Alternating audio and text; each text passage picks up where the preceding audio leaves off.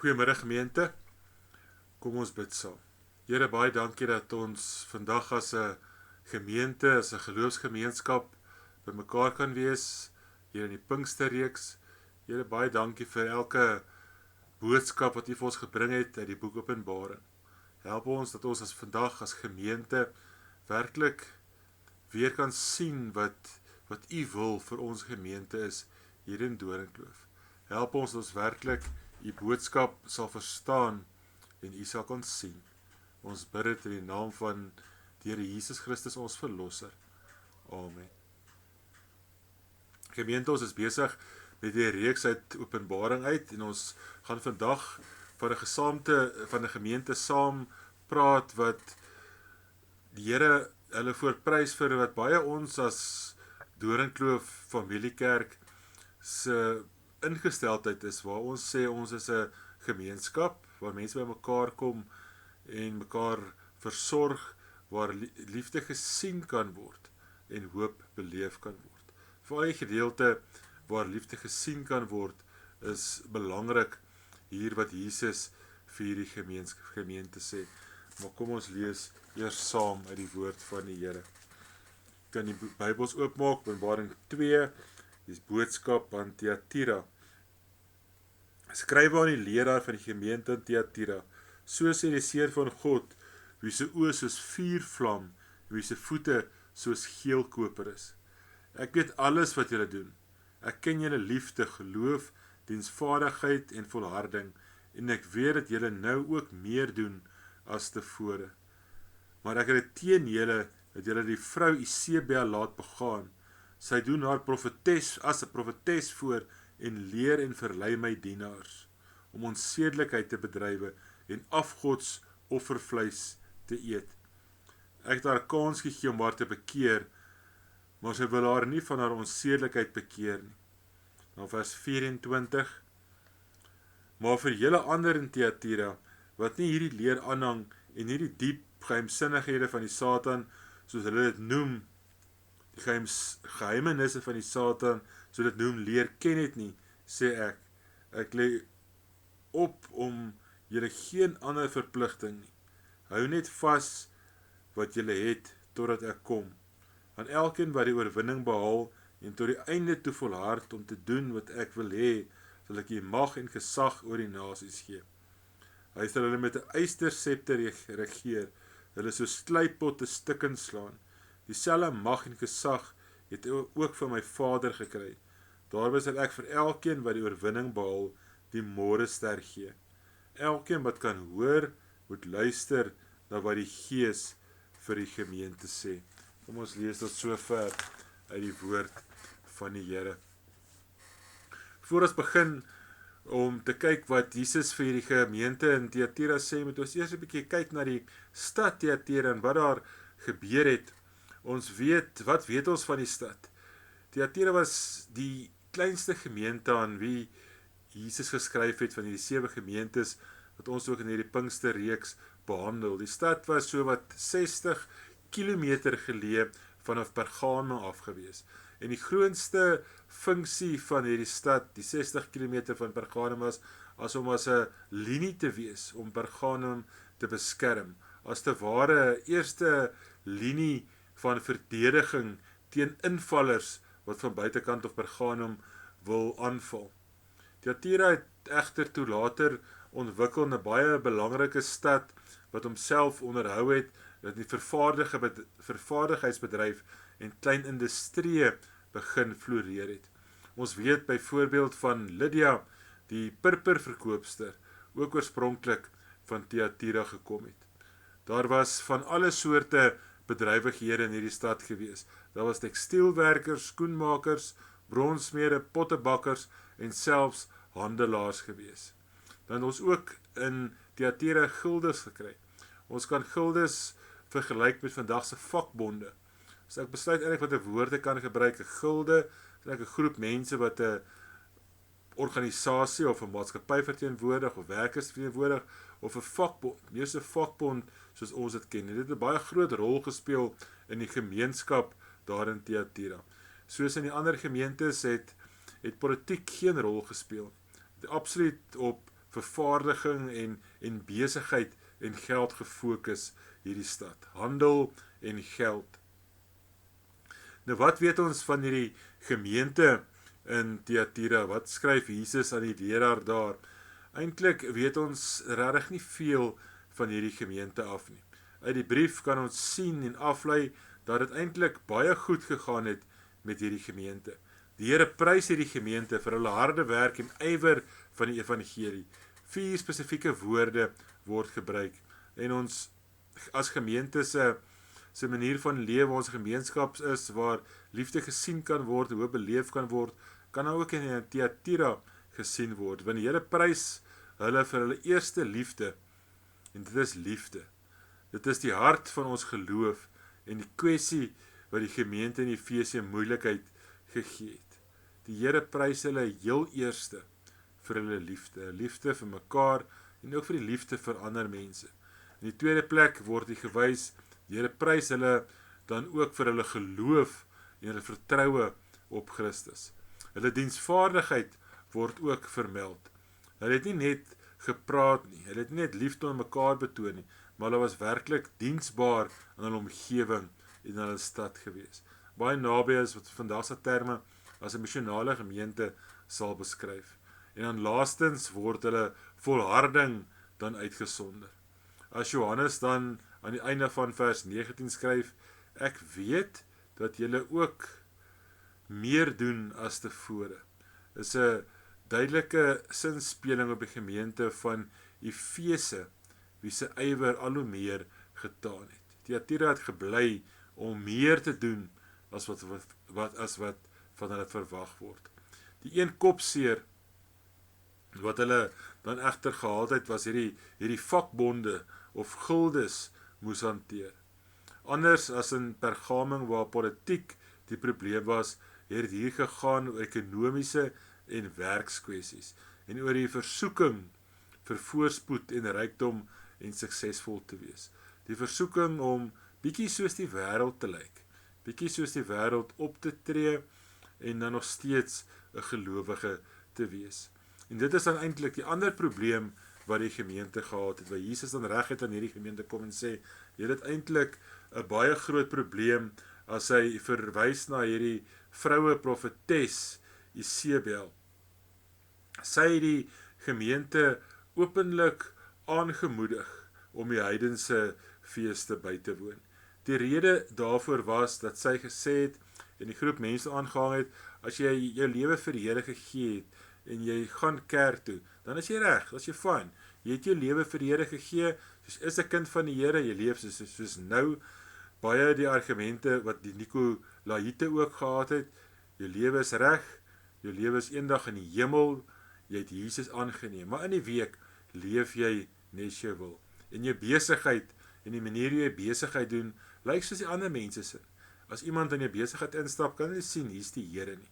Hulle sien maar, jy doen besigheid soos ander mense. Jy behoort aan hierdie gildes, en jy woon ook hierdie gildes se feeste by, en jy doen presies soos die mense in die gilde, om voorspoed en sukses te bereik. Maar jy beskryf jouself as 'n Christen, jy gaan Sondag kerk toe, jy gee 'n bietjie geld vir die kerk, maar in die week doen jy besigheid vir geld nes jy wil, en jy slaan nie ag op wat die Here van jou wil hê nie.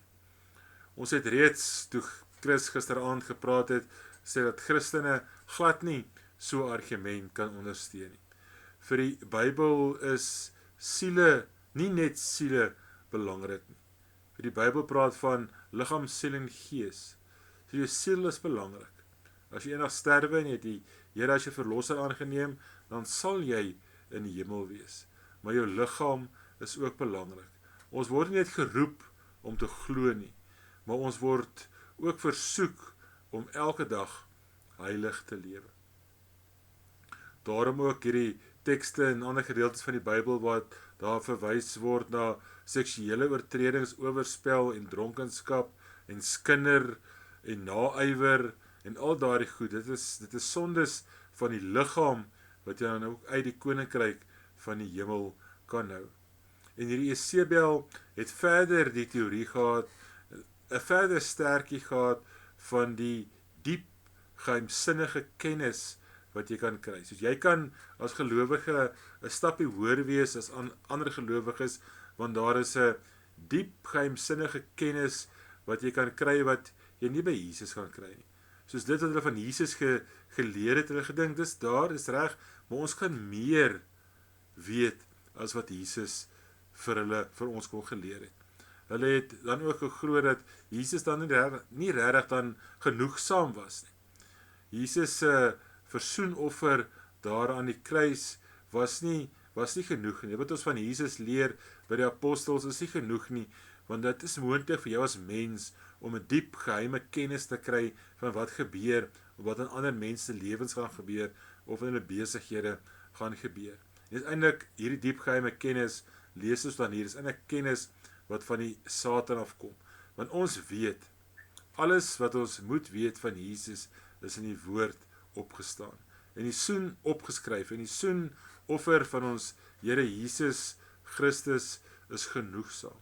Ons het niks meer nodig nie.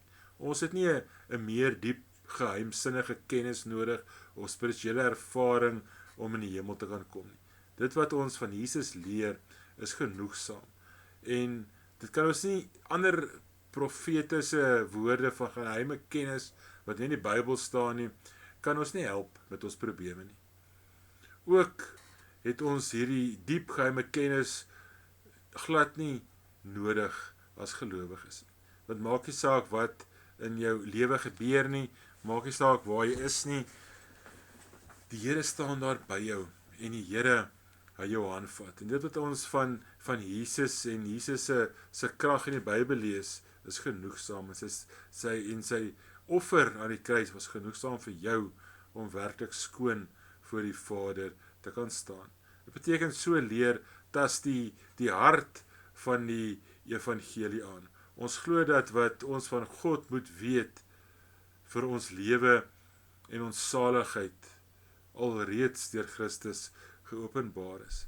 Dan kom die Here dan hier en hy veroordeel vir Isebel redelik kras, dat dit baie sleg met haar gaan. En as haar volgelinge, hulle nie bekeer, gaan dit ook sleg met hulle gaan. Dit hang daarmee saam dat hy haar lang kans gegee het, staan nie, om tot bekering te kom. Dus die Here het nie net gekom en gesê, Isebel, jy is profetes is verkeerd nie. Hy het vir haar lang tyd gegee, en haar seker die woord gegee, dat sy verkeerd is, maar sy het aangegaan met 'n sondige manier van lewe, en geen verandering getoon nie. En nou wil ons ook verder kyk na, wat was die Here se raad aan hierdie gemeente wees. Dit is baie duidelik dat daar in hierdie brief aan hierdie gemeente duidelike onderskeid gemaak word tussen Isebel en haar volgelinge en die res van die gemeente wat op 'n regtig 'n goeie pad was in die oë van Jesus. Nadat die Here oor Isebel en 'n groep sy sê gesê het, wend hy tot die ander persone, gemeentelede daarvan Thyatira. En hy prys hulle dat hulle regtig op die regte pad is. Dit lyk my, hy wil vir hulle 3 stukkies raad gee. Daarom ook vir ons as gemeente in Doringkloof, wil Jesus vandag vir ons ook hierdie 3 stukkies raad gee, as ons saam met Openbaring lees. Eerstens sê die Here vir hulle, dat hulle moet vashou aan dit wat hulle het, totdat hulle weer kom. Daar is 'n rede om te dink dat die stelling, ek lê op julle geen ander verpligting nie, 'n suidelinge verwysing van die grootste Stiefas, wat hierdie diepgeheime kennis nagestreef het, wat gedink het hulle weet meer as Jesus en ander mense. Wat die Christen aan Jesus self en al sy gawes gehad het, is meer as genoeg. En dan kom Jesus self hier en bevestig hier in vers 26, as hy 'n vermaan en sê, om tot die einde te volhard en te doen wat Jesus vra. Dit is die fout wat daardie Isebel groep in die gemeente gedoen het, en nadat hulle vir Jesus en wat hy van ons vra, nie ernstig genoeg opgeneem het nie. Hulle het gedink hulle kan maar Jesus volg, maar eintlik in die lewe en in die werksopsies doen net wat hulle wil. As ons Christene en sy gawes ontvang het, plaas 'n verpligting op ons om ook te doen wat die Here van ons vra. Om hierdie liefde en hierdie naaste liefde en hoop elke dag saam met ons te dra en vir die wêreld te wys waar jy in jou gesin staan, vir die wêreld te wys waar jy in jou besigheid regtig staan. Dis hoe mens bekeerlinge maak. Nie net dit wat jy sê en bely nie, wat die een groep verkeerd gedoen het, maar dit wat jou liggaam doen. Dit wat jy vir ander mense ook wys deur die optrede van leef en die optrede en die manier van geld maak. Daarin kom Jesus en hy sê aan hierdie gemeente daai opmerking in vers 23 oor die gedagtes en begeertes te onthou. Ons weet deesdae, en dit is 'n baie belangrike punt, en ek gaan eintlik afsluit met hierdie punt oor gedagtes en begeertes, is dat deur navorsing word dit ook al hoe meer bewys dat jou praktiese gedrag, jou gedrag daagliks, dit hoe jy optree, dit wat jy sê, dit wat jy doen, beïnvloed word deur die manier wat jy dink, oor jou begeertes, die gedagtes en die begeertes in jou hart. Dis verder ook waar dat vir ons dit nie maklik is om ons gedagtes en begeertes werklik altyd in die regte rigting in God en die Bybel se weg te hou of se spoor te hou nie. Ons gedagtes en begeertes dryf baie maal weg. En nou weet ons dat as jou hart op die verkeerde plek is, as jou gedagtes op die verkeerde plek is, gaan jou lewe dit weer spieël.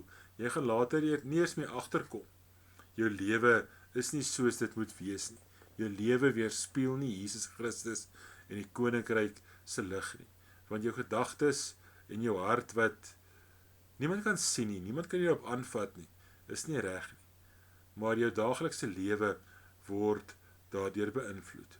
Daar is die laaste klompie jare heelwat geskryf oor die rol wat ons gedagtes en ons begeertes in ons gedrag speel. Die gesprek oor die rol van gedagtes is al geruime tyd aan die gang en ons weet hoe belangrik ons gedagtes vir ons gedrag en ook gemoedstoestand is. As jy gefokus bly op die regte goed, as jy gefokus bly op die positiewe goed, gaan jou gemoedstoestand ook verander. Daar waar jy miskien af is, definitief af is, aan selfs so ver kan gaan om te begin te depressief raak, is dit jou gedagtes wat jou in daardie gat afvat. As jy jou gedagtes kan kry by die Here, en jou gedagtes kan kry aan al die positiewe goed, en die gawes wat die Here vir jou gegee het, sal jy ook weer uit hierdie gat kan kom, en kan wees in die lig, daar waar die Here graag wil hê, jy moet wees. As ons nie reg kry om mense eerlik oor hulle begeertes te maak, en hulle te help, om op daardie vlak tot bekering te kom nie, sal hulle gedrag nie skuif nie. So dis 'n punt waarop ons as gemeente en gemeentelede werklik moet fokus om mense tot bekering te bring. Maar mense tot bekering te bring dat jou begeertes wat jy het en daardie gedagtes in jou het ook bekeer moet word. Nie net dit wat jy sê nie, maar dit wat jy werklik dink en dit wat jy werklik dan ook begeer in jou lewe. Begeertes vra nie net uit oor wat ons dink nie, maar vra ook wat ons lief het. Die grondreël hier is, ons word soos dit wat ons lief het. En ek wil dit weer sê, die grondreël hier in die lewe is, ons word soos dit wat ons lief het. As jy geld lief het, gaan jy iemand wees wat geld najaag. En dit gaan die belangrikste in jou lewe wees. As jy ander begeertes het, gaan jy dit begin najaag en al hoe meer doen, en dit wat die Jesus vir jou gedoen het, begin verloor. Daardie toewyding gaan begin vervaag. As ons verkeerde goed lief het en begeer, kan jou lewe nie regloop nie. En ons sal onsself moet bekeer en ander mense help om hulle te bekeer van verkeerde gedagtes en verkeerde begeertes in die lewe. Dit is lekker om goed te leef en om lekker te leef, maar as dit die begeerte van jou hart is, dan gaan jy jou besigheid op die verkeerde manier doen en net 'n Sondag Christen wees. En jou lewe gaan nie reg uitloop nie. Ons sal in die kerk dieper moet begin dink en begin werk om mense te help met bekering van ons begeertes, of met die herordering van die liefde in ons lewe. Weer om in jou kop, dit wat belangrik is, die liefde vir jouself, die liefde vir jou naaste, die liefde vir jou gemeenskap, die ordering wat belangrik is in jou gedagtes, om mense te help en jouself te help om dit in plek te kry en werklik te besluit, wat is eerste belangrik in jou lewe. En as jy werklik daardie begeertes na liefde toeskuif, liefde vir God en jou naaste, dan sal jou lewe ook weer in lyn trek. Die proses begin daarby dat ons oop en dankbaar sal wees vir die Here en die Here se werk om ons gedagtes en ons begeertes te deurgrond. Amen. Kom ons bid saam. Here, baie dankie dat U vir ons goed is. Here, baie dankie dat ons die genadegawe kan ontvang om te bly glo, om ons eerste liefde, Jesus Christus, werklik in ons gedagtes eerste te kan stel. Baie dankie dat U ons gered het, dat U ons uit die duisternis uitgeruk het. Maar Here, help ons dat ons nie net soos gelowiges sal lyk nie. Hierna die kerk toe sal gaan, of jy ons geld sal gee, of tiende sal gee, maar in die week, ja, by ons werke doen ons eintlik net wat ons wil. Ons lykbaar net soos die moslim besigheid langs ons, want ons kompeteer teen hom, en ons wil nie verloor teen hom nie. Here, help ons dat ons in ons gedagtes, en dat ons wil hê in die lewe, U altyd eerste sal stel. Ons bid dit in die naam van Jesus Christus, ons verlosser. Amen.